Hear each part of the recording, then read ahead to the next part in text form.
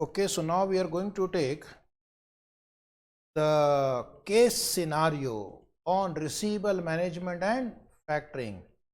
एक बहुत ही अच्छा केस स्टडी आया था MTP मार्च 24 और फैक्टरिंग का ये पूरा केस स्टडी है। एक बार और फैक्टरिंग का एक इम्पॉर्टेंट क्वेश्चन इसी माध्यम से आपका रिवाइज हो जाएगा। फैक्टरिंग में यूजुअली स्टूडेंट को थोड़ी बहुत दिक्कतें आती हैं, तो आप बहुत ही ध्यान से देखेंगे। Okay, ready ready ready. NV Industries Limited is a manufacturing industry which manages its account receivable by its sales and credit department. It supplies small articles to different industries. ये सब अननेसेसरी ज्ञान की बातें हैं। The total sales ledger of the company stands at ₹200 lakh. अब काम की बातें चालू हुई। Out of which 80% is credit sale. ठीक है, तो हमारा जो कैलकुलेशन होगा वो क्रेडिट सेल पे बेस्ड होगा। क्रेडिट सेल कितना आएगा आपका 160 lakhs।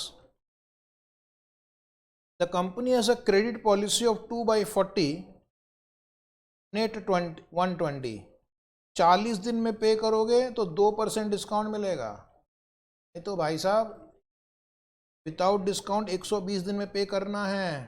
The past experience of the company has been that on an average out of the total 50% customer avail the discount. The balance of the receivable are collected in 120 days। तो यहाँ पर आपको average collection period खुद से निकालना पड़ेगा। 50% of 40 plus 50% of 120, 80 आया। 80 days आपका एवरेज कलेक्शन पीरियड है। The finance controller estimated bad debt losses are around 1% of the credit sale। तो bad debt loss 1% हो गया।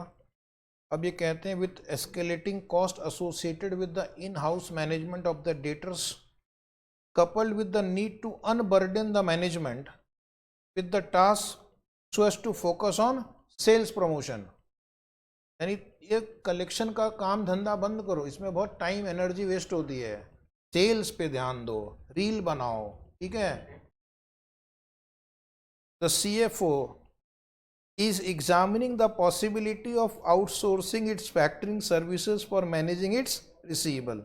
मैं सोचा चलो फैक्टरिंग को हायर करते हैं। Currently the firm spends 2,40,000 to administer the credit sale. These are avoidable. तो आपका 2,40,000 रुपये बच जाएंगे, सेविंग है ये। As the factor is prepared to buy the firm's receivable। buy का मतलब non recourse unless otherwise specified.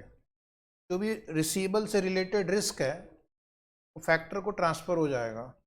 The main element of the proposal are, factor क्या करेगा, इट विल चार्ज 2% कमीशन। तो कमीशन पूरे सेल्स क्रेडिट सेल्स पे लेना है आपको। 160 पे 2% लगाना है आपको। It will pay advance against receivable to the firm at an interest rate of 18%। Interest rate है आफ्टर विथहोल्डिंग 10% एज रिजर्व। तो रिजर्व वो पे नहीं करेगा, कमीशन नहीं पे करेगा, इंटरेस्ट डिडक्ट करेगा। Also the company has an option to take long term loan at 15% interest और may take bank finance for working capital at 14% interest. या तो बैंक लोन ले लो या लॉन्ग टर्म लोन ले लो या फैक्टर को अपॉइंट कर लो। Is it right? You are also present at the meeting. You मतलब हमारे इंटर के स्टूडेंट भी मीटिंग अटेंड कर रहे हैं। अब तो पॉसिबल है, क्यों नहीं पॉसिबल है? अरे आजकल 13-14 साल के बच्चे IPL खेलने लग गए हैं, तुम बोल रहे हो तुम बोर्ड ऑफ डायरेक्टर्स की मीटिंग अटेंड नहीं कर, है कि नहीं? कुछ साल बाद IPL में पता चलेगा 5-5, 6-6 साल वाले बच्चे भी खेलने लग गए हैं। जूनियर IPL हो जाएगा फिर। Being a financial consultant, the CFO has asked you to be ready with the following questions। Has asked you to be ready with the following question। होना चाहिए था with the answer। क्वेश्चन तो मैं दे रहा हूँ, 360 days लेना है। तो पहला क्वेश्चन है what is the average level of receivable of the company. पहले मैं क्वेश्चन पढ़ता हूँ, फिर आंसर एक साथ लिखेंगे। How much advance factor will pay against receivable, वही सब क्वेश्चन पूछ रहे हैं वो। What is the annual cost of factoring to the company,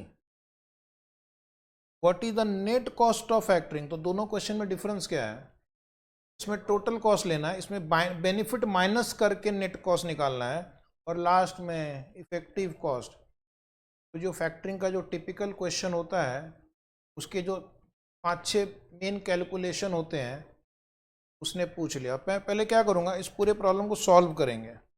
suppose तुम्हारे एग्जाम में ये सब ऑप्शंस नहीं होते हैं, सिर्फ लिखा रहता है calculate effective cost of factoring. तो क्या करते हैं, तो हम उसको 3 स्टेप्स में आंसर बनाएंगे। स्टेप 1 लिखना, calculation of net amount advanced bye the factor. Calculation of net amount advanced bye the factor. Calculation of net amount advanced bye the factor. इसमें पहला आंसर आ जाएगा, दूसरा आंसर आ जाएगा, ठीक है।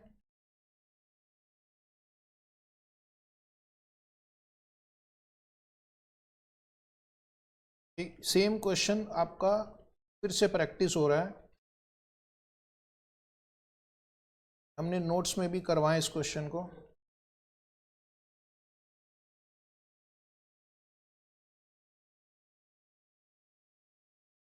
Right hand side rupees in lakhs लिख दो, right hand side rupees in lakhs. फिर से एक बार सीखने का मौका मिल रहा है। First point A, credit sales. Credit sale 80% of total sale 200 lakhs, 160 है। पॉइंट नंबर बी लिखना, average collection period. Average collection period कितना दे रखा है, ये आपको कैलकुलेट करना पड़ेगा। 50% into 40 days plus 50% into 120 days. यहाँ पर 80 डेज शायद आ रहा है, डेज आ रहा है। पॉइंट नंबर सी, पहला क्वेश्चन था एवरेज लेवल ऑफ रिसीवेबल, तो एवरेज रिसीवेबल आ गया। एवरेज रिसीवेबल होगा 80 days divide by 360 days multiplied by credit sale 160 lakhs.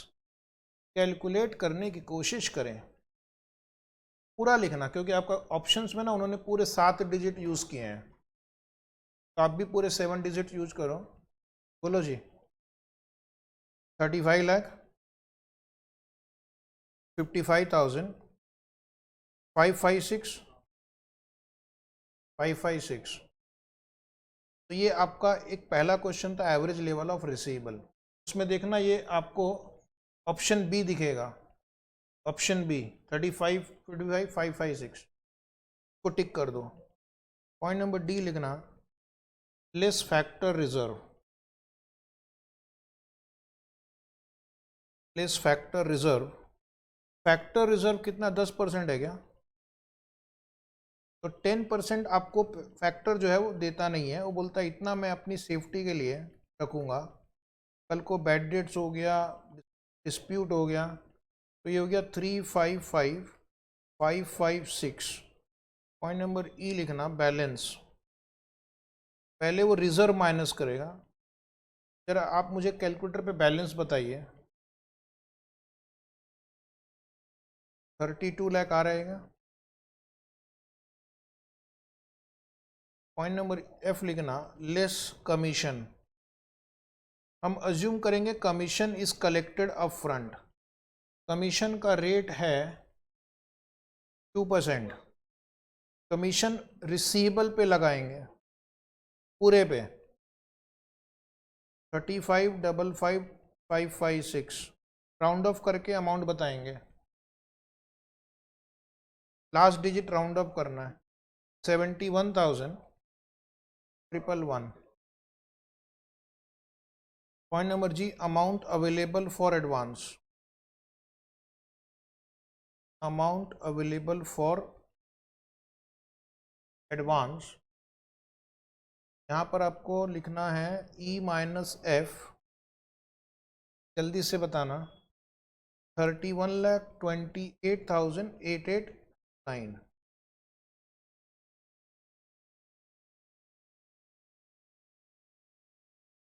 उसके बाद लिखे हैं less interest charge by the factor. तो हम इंटरेस्ट कैसे कैलकुलेट करेंगे जरा लिखना, कैलकुलेशन भी लिखेंगे तो याद रहेगा ज़्यादा दिन तक। 21,889 अब आपको रेट से मल्टीप्लाई करना है, 18% है क्या, और number of days 80 divide by 360, एक साइकिल का इंटरेस्ट निकालो। हमेशा इस चैप्टर में एक साइकिल का आपको पहले कैलकुलेशन करना है। कितना आया जी, 125,156। पॉइंट नंबर आई लिखना, net amount advance by the factor, net amount advance by the factor, G minus H, minus करेंगे इस फिगर को तो 30,03,733 आ रहा है। अब जरा ऑप्शन 2 में जाइए, क्वेश्चन 2 पे जाइए, तो वहां पर आपको ये फिगर दिखेगा, तो टिक कर दो। क्वेश्चन नंबर 2 में जो थर्ड ऑप्शन है, आप वहां पे देखेंगे ये भी एक वन ऑफ द ऑप्शन है वहां पे। स्टूडेंट एग्जाम में कंफ्यूज हो जाएगा कि मुझे क्या लेना है। एक्चुअली दोनों आंसर सही है। जो दोनों आंसर सही डिपेंड करता है कि इंटरेस्ट फैक्टर कब कलेक्ट कर रहा है। अप फ्रंट कलेक्ट कर रहा है तो ये आंसर सही है, और इन अरियर कलेक्ट कर रहा है तो ये आंसर सही है।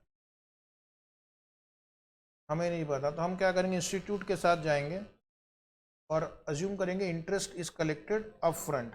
अब हमारा जो दूसरा स्पेशल वर्किंग नोट है वो net cost of factoring. Okay, net मतलब after also considering benefit involve. Step number 2, calculation of net cost of factoring. अगर 7 मार्क का या 5 मार्क का क्वेश्चन है तो भी यही आंसर लिखना है आपको। राइट हैंड साइड रुपीज,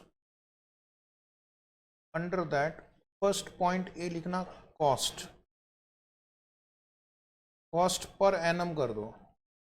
अब ये जो वर्किंग है इसमें हम एनुअल निकाल रहे हैं, उधर हमने एक साइकिल का निकाला था।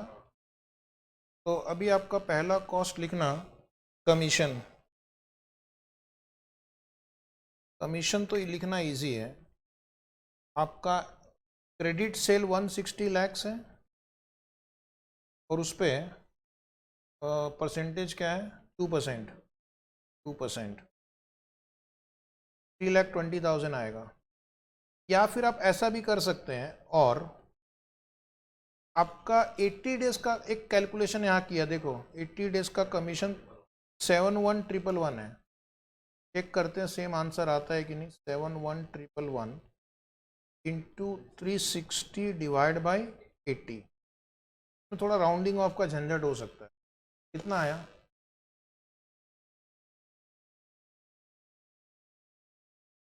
3,20,000 के आसपास आएगा। एक आध रुपये का डिफरेंस आ गया होगा क्योंकि आपने 111 जो है ना वो राउंडेड ऑफ है, इसलिए ये ज़्यादा सही है ऊपर वाला 3,20,000। दूसरा लिखना इंटरेस्ट को आप ऐसे कर दो, पहले एक 80 डेज का इंटरेस्ट निकाला आपने यहाँ पे 125,156 80 डेज का है, तो 360 डेज के लिए प्रोपोर्शनेटली निकालना पड़ेगा। बोलिए जी,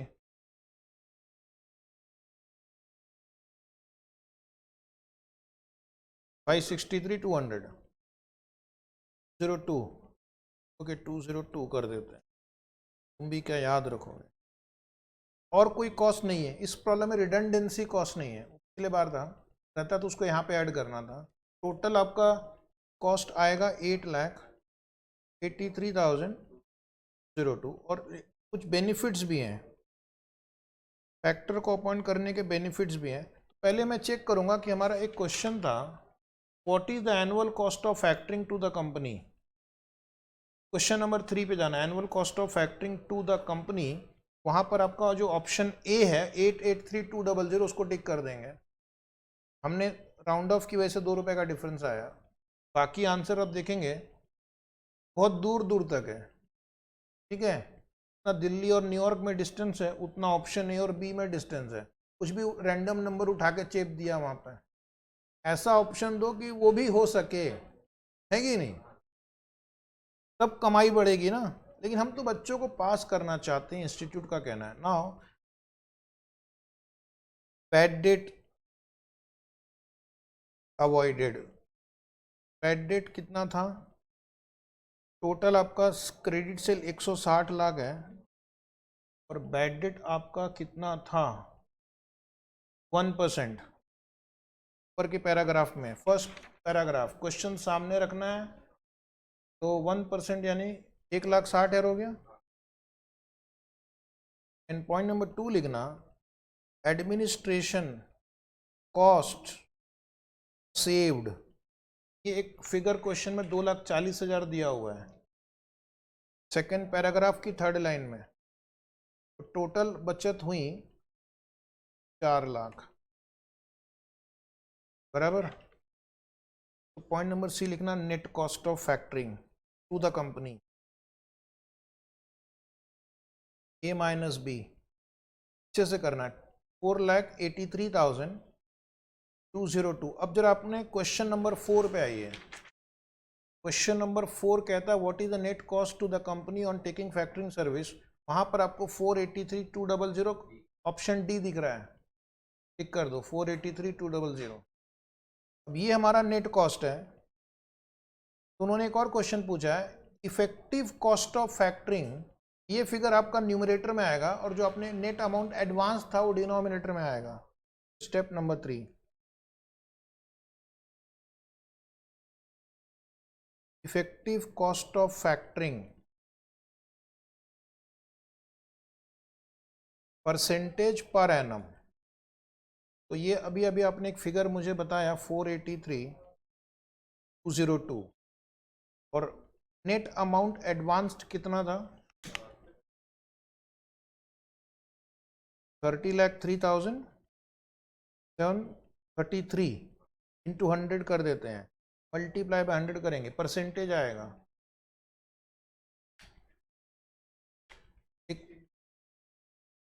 16.09 कर दो। क्वेश्चन नंबर 5 पे जाओ, what is the effective cost of factoring. वहाँ पे 4 ऑप्शन दिए हुए हैं, तो जो ऑप्शन ए है वो बिल्कुल मैच कर रहा है, ऑप्शन ए टिक कर देंगे। इस क्वेश्चन में आपको लास्ट में 2 लाइन दी, वो कोई काम का नहीं है। क्वेश्चन में देखना, company has an option to take long term loan at 15% interest और may take bank finance for working capital at 14% interest. तो फिर आपका अगर उन्होंने पूछा होता कि विच ऑप्शन इज बेटर, तो bank finance for working capital at 14% interest is better, is it right. तो 14 में मिल रहा है, यहाँ पर इतनी एफर्ट्स लगा के 16.09% दे रहे हैं। ऊपर से आपका बिजनेस का पूरा जो इंफॉर्मेशन है वो भी फैक्टर को चला जाता है, कौन कौन से डेटर्स हैं, क्या खरीद रहा है, कितना खरीद रहा है, किस टर्म्स पे खरीद रहा है। दिन बाद खुद की एक दुकान खोल के बैठ जाएगा फैक्टर। डेटा भी बेचते हैं, ये आपको मैसेज आते हैं दिन भर, कहाँ से आते हैं, उनमें से एक कोई फैक्टर भी होगा, इज इट राइट। हर जगह से आजकल लोग डेटा कलेक्ट करते हैं, data is the king, data is the new gold. अभी हम एक और क्वेश्चन करेंगे, बहुत ही इंपॉर्टेंट क्वेश्चन है, रिसीवेबल मैनेजमेंट एंड फैक्टरिंग दोनों इसमें मिक्स किया है उसने। ठीक है, बहुत ही शिद्दत और मेहनत से पढ़ाई करनी है, तब जाकर गाड़ी बढ़ेगी आगे। क्वेश्चन थोड़ा लेंदी भी है, आरटीपी में 24 का एक क्वेश्चन है। आरटीपी में और आजकल खतरनाक खतरनाक क्वेश्चन आने लग गए हैं और वो बाद में कभी ना कभी एग्जाम में आते हैं। फिर आर मोर एलएलपी, पक्का कहीं से कॉपी किया हुआ क्वेश्चन है। इस टाइप के नाम फॉरेन कंट्रीज में होते हैं. LLP, Armoor is a newly established startup dealing in manufacture of a revolutionary product. वाह. और इस प्रोडक्ट का नाम क्या है? HDHMR, which is a substitute to the conventional wood and plywood. It is an economical substitute for manufacture of furniture and home furnishing. It has been asked by a venture capitalist for an estimated amount of funds required for setting up plant and also the amount of circulating capital required. Circulating capital यानी working capital. A consultant hired by the entity has advised that the cost of setting up the plant will be 5 crore. ये आपका capital expenditure 5 crore है and it will require 1 year to make the plant operational. The anticipated revenue and associated cost numbers are as follows. Units to be sold 3 lakh square meter per annum. ये आपकी quantity हो गई 3 lakh. Selling price of each square meter 1000 rupees. Material raw material cost is 200 rupees per square meter. Labor cost 50 rupees per hour. तो आपको देखना है कि 1 square metre में कितने आवर लगेंगे. तो labour hours per square metre is 3. Basically labour cost 150 रुपया पर स्क्वायर फुट हो गया, ये square metre, sorry square metre. Cash manufacturing overhead 75 per machine hour. Accounts FM का क्वेश्चन है कि ये तुम्हारा कॉस्टिंग का क्वेश्चन है? पहले थोड़ी देर तो समझ में ही नहीं आया मुझे. मशीन आवर पर स्क्वायर मीटर 2 150 पर स्क्वायर मीटर बराबर. और फिर लिखा selling and credit administration overhead is 250 पर स्क्वायर मीटर. तो ये भी आपका 3 लाख से मल्टीप्लाई करना पड़ेगा. आपका total selling and credit administration overhead निकल जाएगा 10.5 करोड़. अब लिख रहे हैं being a new product in the industry the firm will have to give a longer credit period of 3 months to its customer. Will maintain a stock of raw material equal to 15% of annual consumption. Credit period 3 months है. Raw material की requirement 15% of annual consumption है. Based on the negotiation with the creditor, the payment period has been agreed to be 1 month from the date of purchase. तो creditor को मैं 1 महीने के बाद पे करूँगा. Entity will hold finished goods equal to 2 months of units to be sold. Finish goods का holding period है 2 months. All other expenses are to be paid 1 month in arrear. Cash and bank balance to the tune of 25 lakh is required. ये सब जब information है तो ये सब working capital estimation का काम करता है. The entity is also considering reducing the working capital requirement bye either of the 2 options. सब चैप्टर को उसने एक ही में मिक्स कर दिया है, पूरा पाव भाजी बना दिया है इसका. है पहले वर्किंग कैपिटल एस्टिमेशन का क्वेश्चन आ गया. अब वो पूछ रहे हैं कि क्रेडिट पीरियड को रिड्यूस करना है, हमें वर्किंग कैपिटल को रिड्यूस करना है. इसके लिए हम डेटर्स कम करना चाहेंगे. कैसे? Reduce the credit period to customer by a month which will lead to reduction in sales by 5%. तो कस्टमर को एक काम करो, ये जो ऊपर 3 महीने क्रेडिट पीरियड देते हो तो घटा के 2 महीना कर दो. 3 से 2 महीना, 1 महीना कम करना बाई 1 month. बट आपका सेल्स नुकसान होगा तो आपका नेट प्रॉफिट का नुकसान होगा. इन्वेस्टमेंट इन रिसीवेबल कम होगा बट उसके साथ आपका प्रॉफिट भी नुकसान होगा. Is it right? Engage with a factor. अब फैक्टरिंग भी डाल दिया है इसने.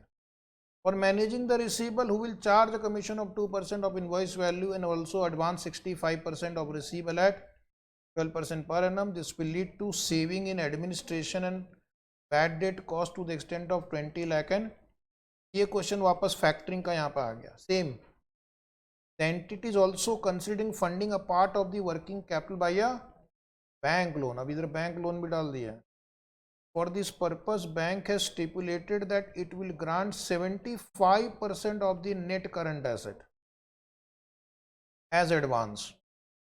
ऊपर में आपने यहाँ पे करंट एसेट निकाला होगा, उसका 75% आपको एडवांस मिलेगा. 75% ऑफ नेट करंट एसेट है ना, वर्किंग कैपिटल. नेट यानी working capital against working capital. The bank has coated 16.5% rate of interest with a condition of opening a current account with it, which will require 10% of the loan amount to be the minimum average balance. Bank तुमको 100 रुपया loan तो देगी, लेकिन 10 रुपया तुमको हमेशा आपके current account में मेंटेन करना है. तुम्हारे पास कितने पैसे मिले यूज करने के लिए? 90. बैंक देगी तुम्हें एक्चुअली 90 और इंटरेस्ट चार्ज करेगी 16.5. इफेक्टिव कॉस्ट आपका 16.5 डिवाइड बाई 90 आएगा, जो कि एक ऑप्शन में भी है. ठीक है. You are finance manager. वाह सर, पास हुए नहीं, फाइनेंस मैनेजर हो गए. होता है आजकल. 13-14 साल के बच्चे आईपीएल खेल रहे हैं. पैट कमिंस की बॉलिंग खेलेंगे. मुझे तो डर है कहीं मर ना जा. बुमराह की बॉलिंग खेलेंगे.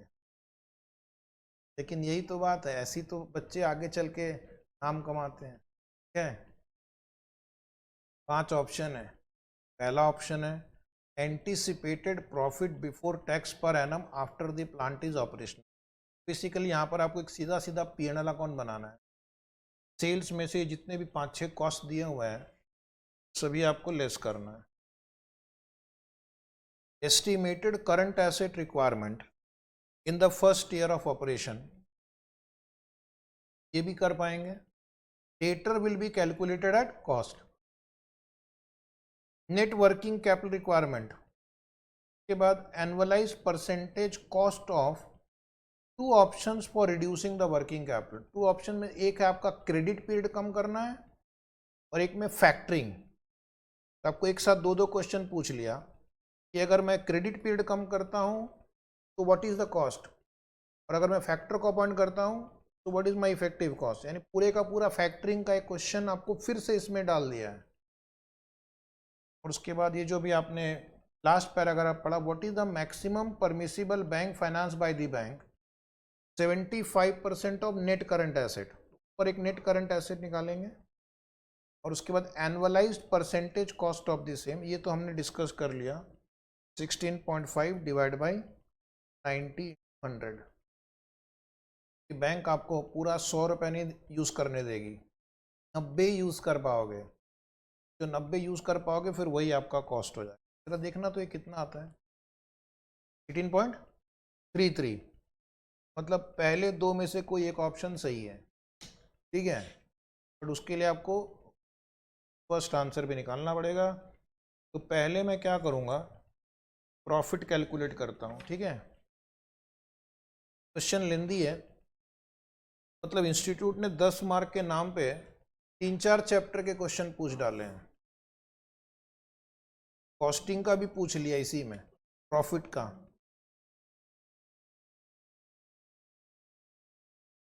तो लिखेंगे फर्स्ट कैलकुलेशन ऑफ पीबीटी, पहला क्वेश्चन था.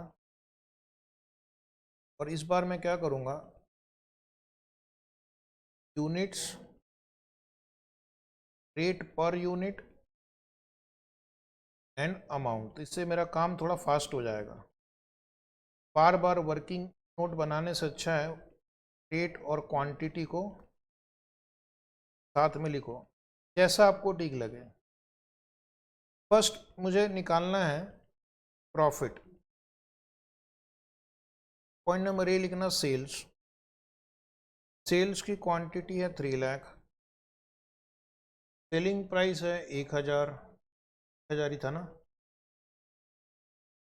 ये आपका आएगा तो रुपीज़ इन लैक्स कर दो, कोई दिक्कत नहीं है. 3000 लैक्स हो जाएगा. ठीक है. एक लाइन छोड़ना, फिर लिखना पॉइंट बी कॉस्ट. कॉस्ट में एक एक करके लिखते जाना है। रॉ मटेरियल की क्वांटिटी कितनी लगेगी जरा वो देखने लायक बात है। 1 मिनट रुक जाइए।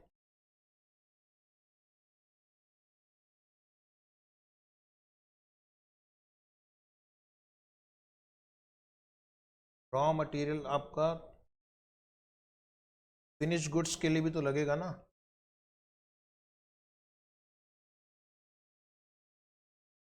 आपका फिनिश गुड्स कितना, जरा नीचे देखना।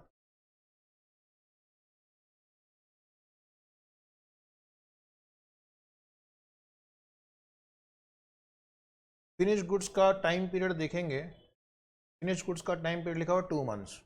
तो मैं चाहूँ तो उसको यहाँ पे इंट्रोड्यूस कर सकता हूँ, लेकिन उतना लेस फिनिश गुड्स भी आपको दिखाना पड़ेगा। आपका आंसर सेम आएगा। लिख देते हैं, एक आधा पेज ब्लैंक रखो, वर्किंग नोट 1।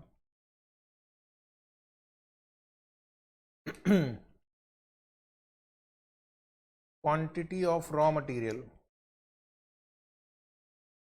कंज्यूम्ड। आपका ये पहला साल है ऑपरेशंस का, ओपनिंग कुछ नहीं है, लेकिन क्लोजिंग में फिनिश गुड्स है। आपका रॉ मटेरियल 2 आइटम पे खर्च होगा, जो गुड्स सेल कर दिया उस पे, और जो गुड्स आपके फिनिश गुड्स में है। तो लिखना point number A, on goods sold, raw material on goods sold 3 lakh quantity, यहाँ पे लिख दो square metre. And raw material on finish goods आपका क्वेश्चन में दिया equal to 2 month, so 2/12 into 3 lakh, तो 50,000 यूनिट फिनिश गुड्स में भी है, यूनिट है ये। तो टोटल रॉ मटेरियल की कंजम्पशन होगी 3.5 लाख। 3 लाख माल बनकर बिक गया, 50,000 माल बनकर स्टॉक में रहेगा। रॉ मटेरियल तो दोनों में ही लगने वाले हैं, इज इट राइट? तो चलते हैं मेन पेज पे एक बार वापस। Cost of raw material consumed लिख दो 3,50,000। इसका रेट दिया हुआ है 200। कितना आ रहा है? 700 rupees in lakhs. Same thing for labour and manufacturing overhead, ठीक है? वो भी फिनिश गुड्स पे भी वर्क करेंगे, उसके ऊपर भी। लेबर आपका हो गया 3,50,000 यूनिट। रेट कितना आएगा? 50 रुपये पर आवर है, 3 घंटे लगते हैं 1 स्क्वायर मीटर के पीछे। 150 लिख सकते हैं क्या यहाँ पे? 150, 50 इंटू 3, टोटल आएगा 525। और बिल्कुल इसी तरह लिखना मैन्युफैक्चरिंग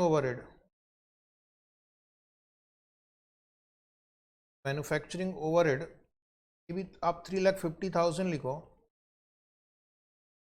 इसका रेट होगा 75 इंटू 2, 75 इंटू 2 150। सेम आपको यहाँ पे लिखना है 0.4 कॉस्ट ऑफ प्रोडक्शन।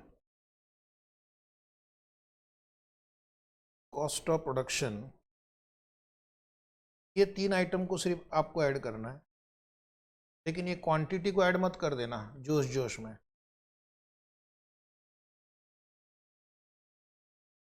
रेट 500 हो जाएगा, और ये टोटल आएगा 1750, यानी कि एक यूनिट को बनाने का खर्चा 500 रुपये है, और हमारे पास 50,000 यूनिट स्टॉक में है। पॉइंट नंबर 5 लिखना, less closing stock of finish goods. इस closing stock of finish goods 50,000, 500 उसका रेट रहेगा। फिनिश गुड्स हमारे पास 250 है, तो पॉइंट नंबर 6 होगा कॉस्ट ऑफ गुड्स सोल्ड, बराबर। अगर ये फिनिश गुड्स का आपको एडजस्टमेंट नहीं करना, कोई बात नहीं, तब भी आपका आंसर सेम ही आएगा। तो cost of goods sold 3 lakh unit बेचा हमने, 500 उसका रेट है और ये आएगा 1500।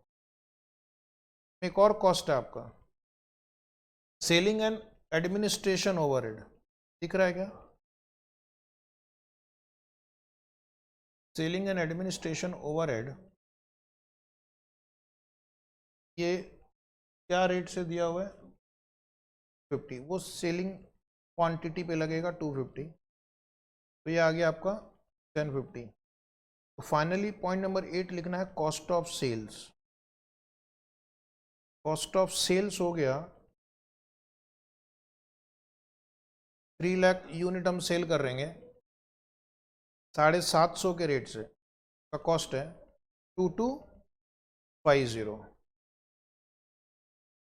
ये हो गया आपका सेल्स और उसके सामने ये है कॉस्ट ऑफ सेल। तो पॉइंट नंबर सी लिखना प्रॉफिट बिफोर टैक्स, जो आपका पहला क्वेश्चन है, और देखते हो मैच होता है कि नहीं। तो ये हो गया A minus B8, A minus B8, 3 lakh unit sale किया, प्रॉफिट है 250 रुपया, और ये हो गया 750 लैक्स। जरा क्वेश्चन नंबर 1 पे जाते हैं। क्वेश्चन नंबर 1 पे लिखा है कि what is the profit before tax, 750, टिक कर देंगे 750 को, कर दिया। आपका जो अगला क्वेश्चन है estimated current asset required in the first year of operation, और उसमें लिखा debtors are calculated at cost, और नीचे थर्ड क्वेश्चन है net working capital required for first year of operation. क्या मैं दोनों को साथ में कर सकता हूँ क्या? दोनों को साथ में कर सकते हैं।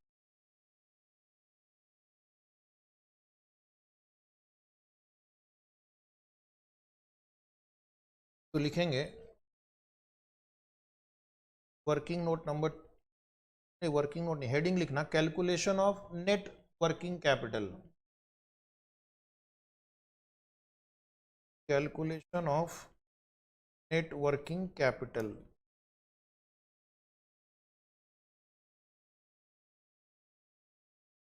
सीरियल नंबर, पर्टिकुलर्स, एक कैलकुलेशन का कॉलम बना देना और एक रुपीस। फर्स्ट पॉइंट ए लिखना करंट एसेट।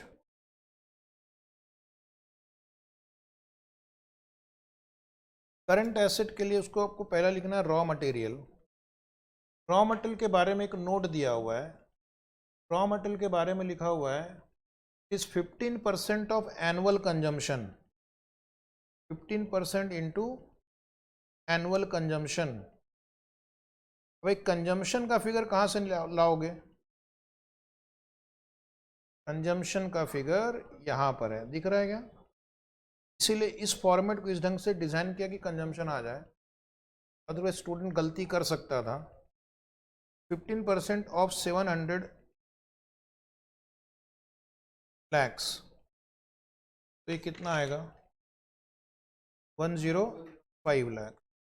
इस क्वेश्चन में WIP नहीं है, फिनिश गुड्स है, बट फिनिश गुड्स हमने ऑलरेडी कैलकुलेट कर लिया है एज पर P&L अकाउंट। जरा जाके देख के बताना फिनिश गुड्स हमने ऑलरेडी कितने पे वैल्यू किया है। ये रहा closing stock of finish goods 250, 250 आ गया। Point number 3 debtors. डेटर को अभी डेटर 3 महीने का उधार पे जी रहा है, 3/12, 3/12 समझ में आया करंटली। और डेटर को हम कॉस्ट ऑफ सेल्स पे मेजर करेंगे। कॉस्ट ऑफ सेल्स यहाँ पे देखो कितना है 2250। इंस्ट्रक्शन फॉलो करना है आपको। ये कितना आता है 562.5। उसके अलावा वो चाहते हैं कुछ कैश एंड बैंक हो। 25 लाख ऑलरेडी प्रॉब्लम में दिया हुआ है, 25 लाख क्वेश्चन में दिया हुआ है। तो आपका टोटल करंट एसेट कितना होगा?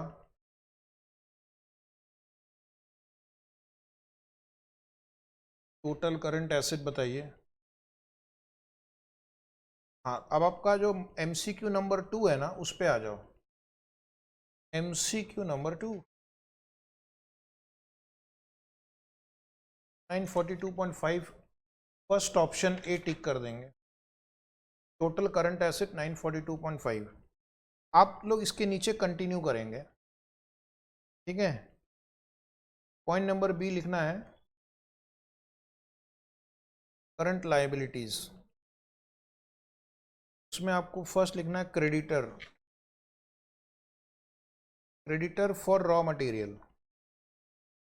लेकिन नीचे मुझे एक वर्किंग नोट बनाना पड़ेगा, परचेज ऑफ रॉ मटेरियल। ये कंपनी का फर्स्ट ईयर ऑफ ऑपरेशन है। फर्स्ट ईयर में opening balance of raw material नहीं है, लेकिन closing balance of raw material है। आपका परचेज होगा raw material consumption plus closing stock of raw material minus opening stock of raw material. जो नहीं है वो जीरो कर देंगे। रॉ मटेरियल कंजम्पशन कितना है, P&L अकाउंट में देखेंगे second line 700 lakhs, 700 lakhs। Closing stock of raw material working capital requirement में देखेंगे, यहाँ पे 105 क्या है, ये क्लोजिंग स्टॉक है ना। परचेस करने के लिए तो आपको जो कंज्यूम हो गया और जो स्टॉक में है सब खरीदना पड़ेगा। ओपनिंग जीरो है, ये आपका एक 805 lakhs है। और अब जब को आपका होल्डिंग पीरियड क्रेडिटर का payment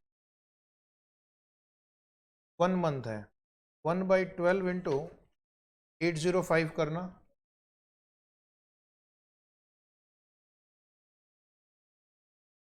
67.0833।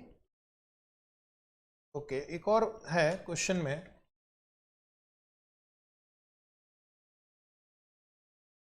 All other expenses are to be paid 1 month in arrear.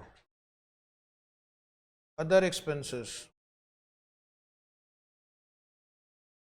अभी अदर एक्सपेंसेस में हमारे पास और क्या क्या है, लेबर है, प्रोडक्शन ओवरहेड है, सेलिंग एंड एडमिनिस्ट्रेशन है।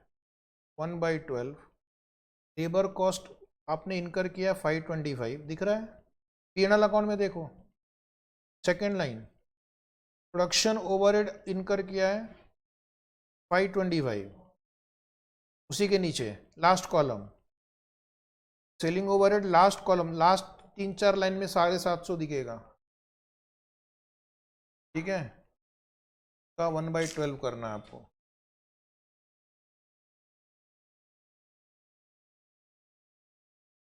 1/12 करो, 150। 150। अब इसका आप टोटल कर लो, टोटल करंट लायबिलिटी,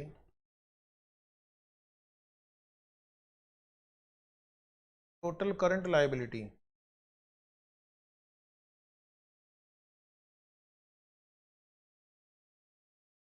7.0833। अब पॉइंट नंबर सी लिखना net working capital A minus B.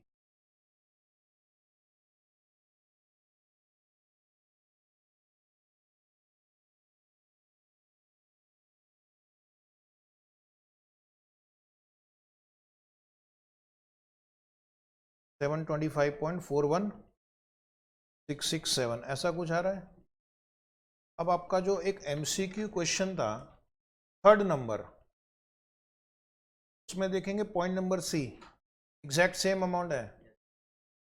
Yes, match हो गया। जो अगला क्वेश्चन है, annualised percentage cost of 2 option for reducing the working capital. इसमें आपको क्या करना है, एक तो आपका क्रेडिट पीरियड आपको कम करके देखना क्या होगा, और दूसरा फैक्टर को अपॉइंट करेंगे तो क्या होगा। क्रेडिट पीरियड को अगर आपने 2 महीना किया तो उसका एक साइड इफेक्ट क्या है कि आपका जो सेल्स है वो 5% से कम हो जाएगा। अभी आपके सेल 3 लाख यूनिट है, 2,85,000 यूनिट पे कन्वर्ट हो जाएगी। डेटर्स तो कम होगा लेकिन सेल्स भी कम होगा, तो हम एक नुकसान है। जो भी प्रॉफिट का नुकसान हुआ आपका नुकसान है, लिखना calculation of cost of reducing credit period from 3 months to 2 months. ठीक है, 2 months. तो पॉइंट नंबर ए लिखना, रिड्यूस सेल्स या रिवाइज सेल्स कर दो, revised sales, revise sales quantity 3 lakh minus 5%, 2,85,000. Point number B, revised sales amount 2,85,000 into selling price, हमें selling price नहीं लेना है.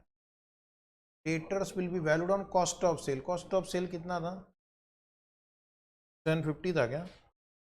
कॉस्ट ऑफ सेल्स लेना है, कॉस्ट ऑफ सेल लेना है. हाँ जी बोलिए.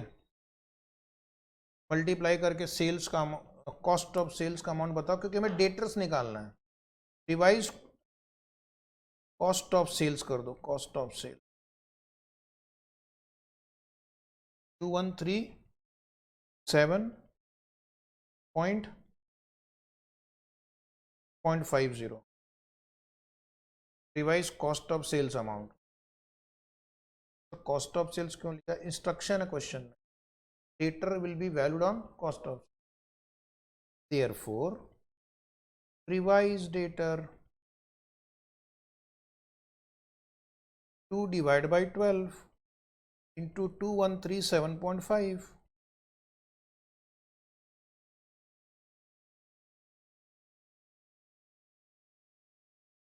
356.25. D,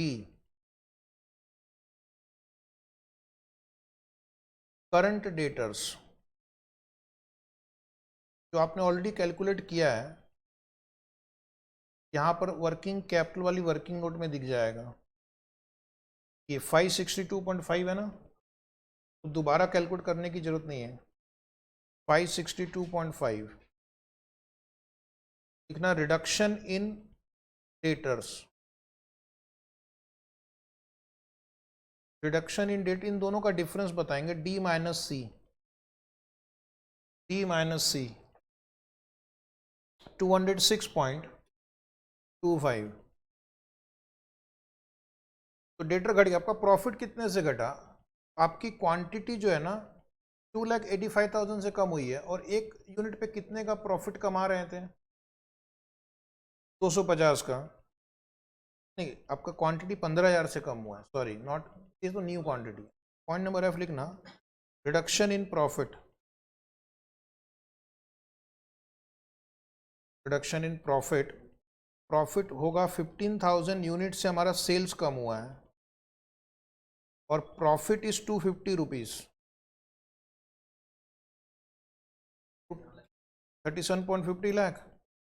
point number G, therefore cost in percentage, आपका प्रॉफिट घट गया 37.50 से, लेकिन आपका जो फंड्स रिलीज हुआ है 206.25 है.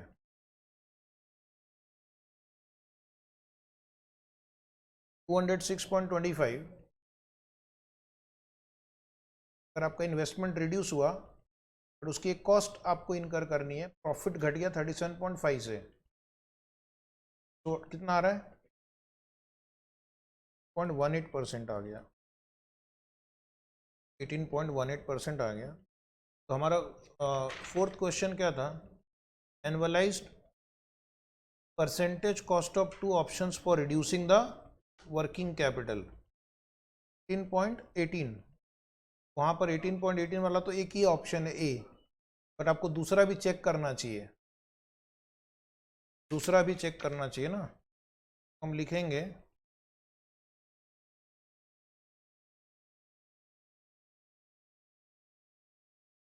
Effective cost of factoring,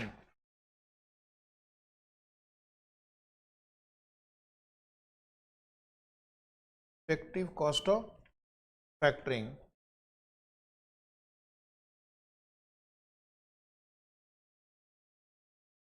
point number A लिखना cost,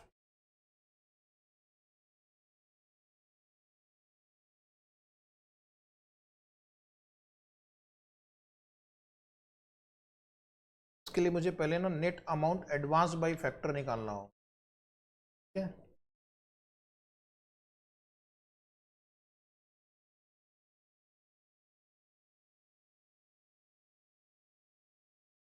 amount advanced by factor, थोड़ा मैं जल्दी करूंगा, आपको समझ में तो आ ही गया है।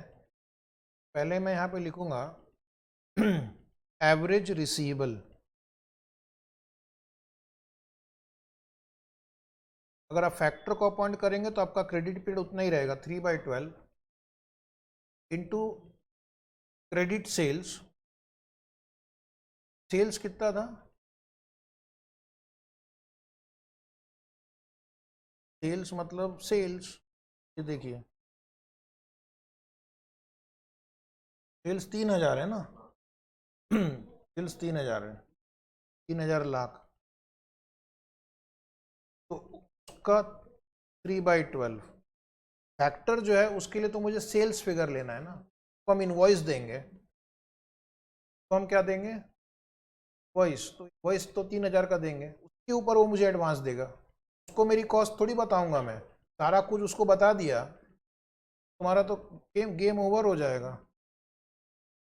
750, फिर हमें देखना कोई इसमें फैक्टर रिजर्व है क्या, फैक्टर रिजर्व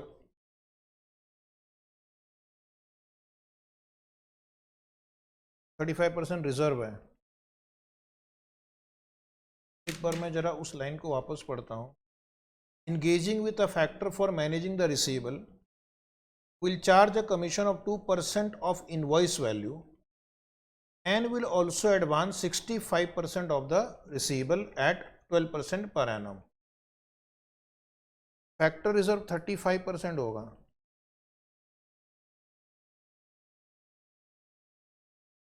तो 62.5, तो बैलेंस कितना होगा 487.5। Point number D, commission, commission कितना बोला उन्होंने,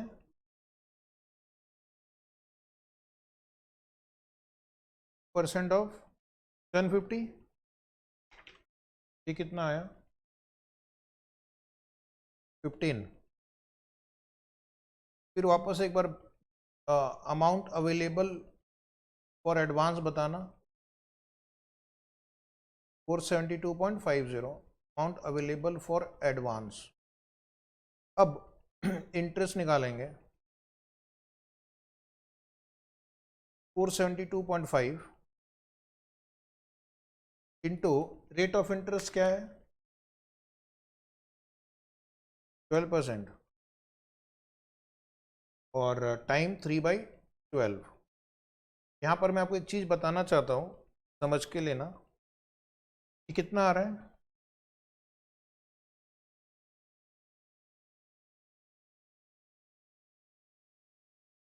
14.17.175, जैसा हमने बाकी के क्वेश्चन किए हैं वैसा ही किया, लेकिन यहाँ पर अब आपका आंसर ऑप्शन से मैच नहीं करेगा, उन्होंने कुछ और तरीके से ही कर डाला है।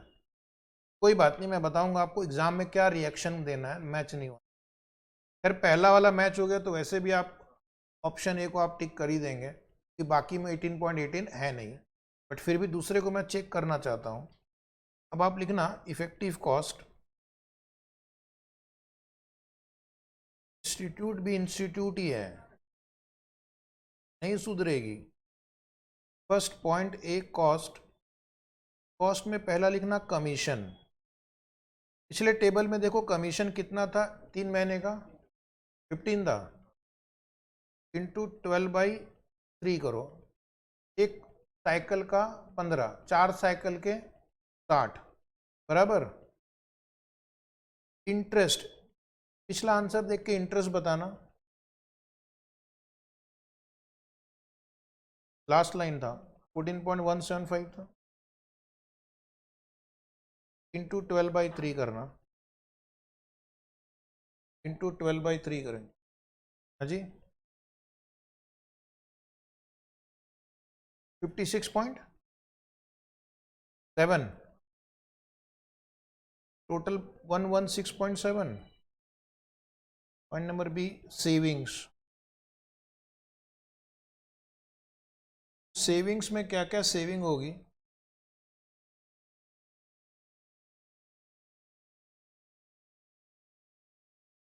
बीस और 16 और 16 60 30। What is your net cost? हाँ जी 80.7। और what is the net amount advance by the factor? पिछले वाले वर्किंग नोट पे जाते हैं और यहाँ पर एक 14.175 घटा के हमें नेट अमाउंट मिलेगा। एक लाइन लिखनी रह गई, net amount advance by the factor, net amount advanced bye the factor 458.325। जैसा हमने बाकी क्वेश्चन किया वैसे ही किया, 458.325।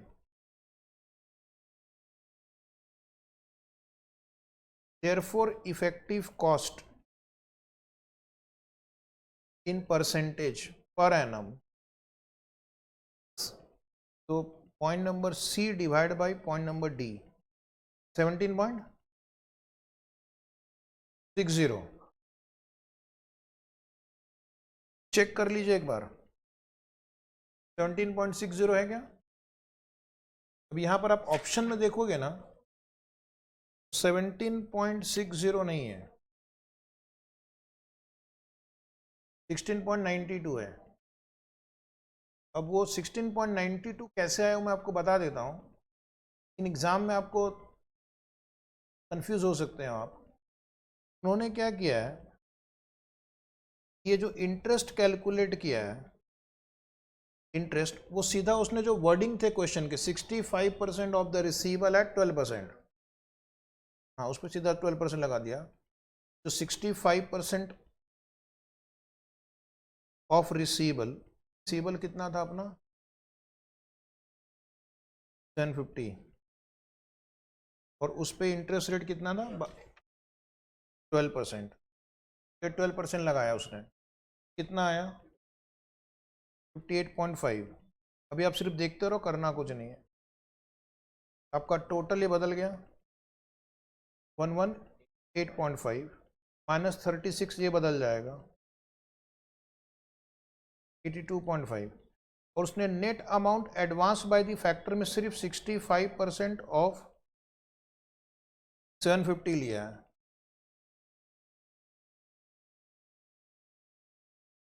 था 487.5। अब जरा निकालना, हाँ 16 पॉइंट। पर उसने क्या किया, net amount advance by the factor में उसने सिर्फ फैक्टर रिजर्व माइनस किया है, कमीशन और इंटरेस्ट माइनस नहीं किया है। और उसी तरह इंटरेस्ट निकालते समय सिर्फ 65% लिया है, वो कमीशन वगैरह माइनस नहीं, इसलिए थोड़ा हमारा आंसर डिफरेंट आ रहा था। एग्जाम में आपको थोड़ा सा चेंज करके देखना है कि हो सकता है उसने इंटरेस्ट डायरेक्टली सिर्फ जो 65% एडवांस है उस पर लिया है और एडवांस भी उतना ही दिया है, कमीशन अपफ्रंट माइनस नहीं। कंप्लेन करेंगे तो मार्क्स दे देंगे, तुम्हारी कंप्लेन किससे करोगे, कोई नहीं है सुनने के लिए, ठीक है। आपका समय अगर बहुत ही फालतू जा रहा है जीवन में तो कर सकते हैं। तो यहां पर आपका अजम्पशन लिखेंगे, interest and commission is collected in arrear. कहीं पे लिखा हुआ नहीं था, लिख देते तो अच्छा होता। Interest and commission is collected in arrear, वो क्वेश्चन में डाल देना चाहिए था। अब एक आखिरी पार्ट में आपको निकालना है maximum permissible bank finance which is 75% of net current asset as per the question. 75%. अब आपको वर्किंग कैपिटल वाली वर्किंग में जानी है. लास्ट लाइन में नेट करंट एसेट कितना निकाला था? 725.41667 ऐसा आपने निकाला था. हाँ, उसका आप 75% करो. 544 पॉइंट करो 0625. No problem. और एक और क्वेश्चन है annualise cost of bank loan.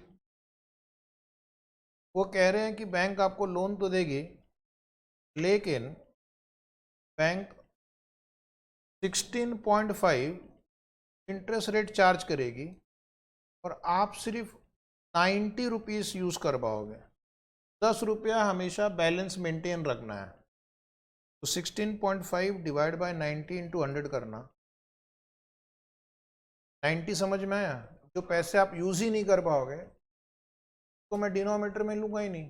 तो 90 पे 16.5 दे रहा हूँ. 18 पॉइंट.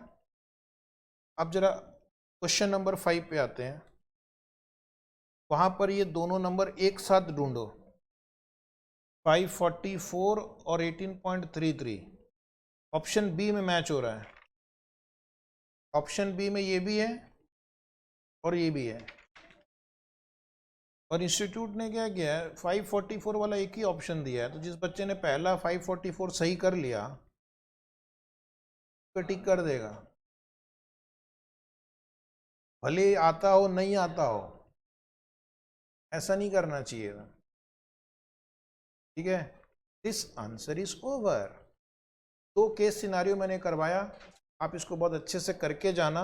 अपने आप में ये 7-7 मार्क का क्वेश्चन बन सकता है या वापस MCQ के रूप में आ सकता है. ठीक है. तो थैंक यू वेरी मच.